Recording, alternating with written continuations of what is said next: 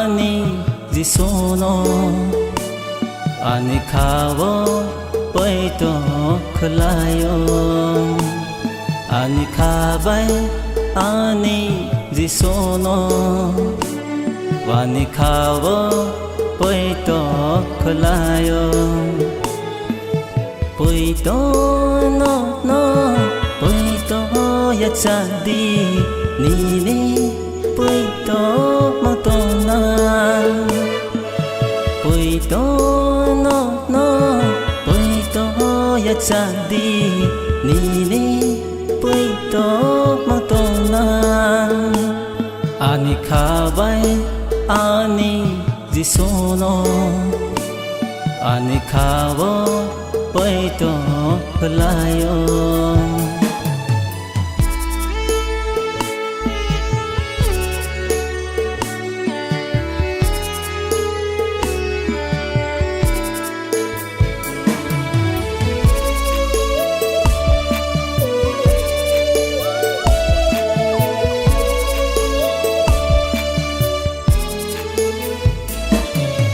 Samung bay bay to kono wan so ken Samung ko re bay to le ko ten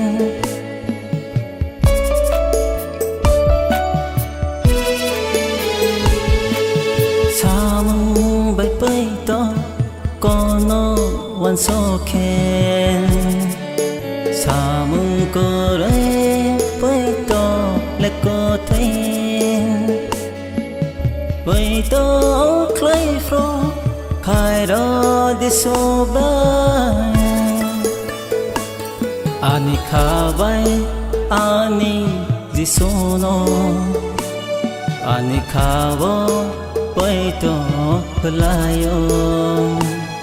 ani khabai ani jisono ani khawo poito khulayo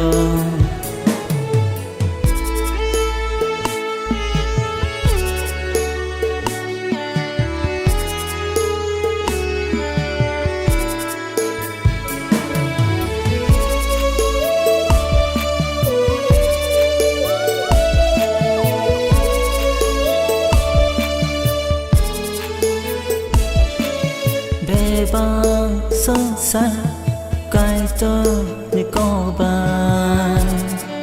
số năm ra vô với to tôn khen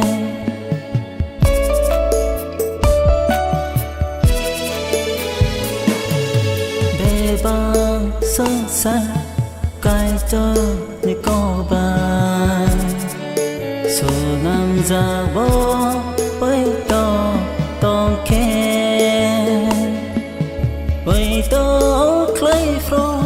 khai ro di so ba ani khabai ani jisono ani khawo poito khulayo ani khabai ani jisono ani khawo poito khulayo